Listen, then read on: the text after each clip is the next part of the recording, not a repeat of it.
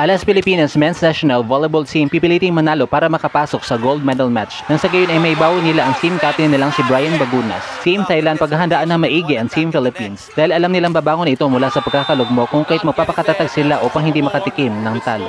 What's good, volleyball fans? It's nice to be back with you here on Powerhouse Volleyball PH. Kindly do subscribe to my channel and hit the notification bell to be notified whenever I post a new video. Para sa pinakahuling laban ng Alas Pilipinas Men's National Volleyball Team sa Southeast Asian or CV League 2024 Leg 1 Sunday, August 18, 2024 ay kakalabanin na nila ang powerhouse team na Thailand.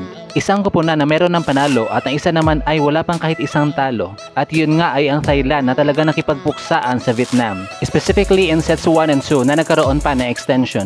Subalit sa set 3 ay tuluyan ng dumaos-dos ang score ng mga Vietnamese na hindi na pinatungtong ng 20 points ng mga Thailanders. 27-25, 29-27 and 25-15. Samantala sa naging performance naman ng Alas Pilipinas kontra sa naglalakihan na Indonesia ay naging maganda pa ang scoring output ng ating mga kababayan sa set 1. Ngunit mabilis kaagad na nakarecover ang mga Indonesians at nag-shutdown ng Alas sa set 3 na hindi man lang nangalahati ang score sa naging score ng kalaban. Sinubukan pang pahabain ng Alas ang laban into a 5-setter pero hindi na talaga nila kinaya dahil gutom na ang Indonesia sa unang panalo. 25-23, 19-25, 11-25 and 21-25. Naging top scorer sa laban na yun si Faris Septian Putratama with 21 points habang sa panig naman ng Alas ay nakapagtala si Brian Bagunas ng 17 points. Nasa kasamaang palad ay na-injure sa latter part ng laban due to his bad landing.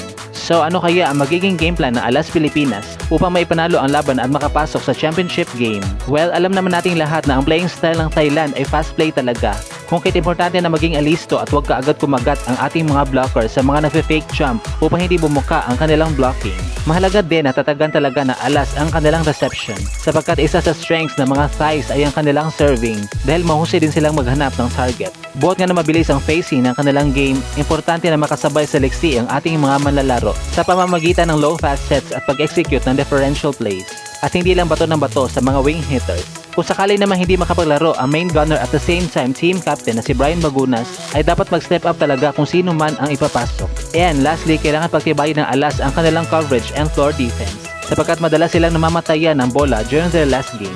Kaya naman ipakita pa din po natin ang ating suporta para sa Alas Pilipinas dahil dito na malalaman kung may chance ba sila magka-gold or bronze medal on August 18, 2024, Sunday around 6 p.m. At dito na nga po nagtatapos sa ating video. Thank you so much for watching. Huwag niyo po kalimutan mag-subscribe sa aking channel para ma-notify kayo kapag may pinibago na akong upload.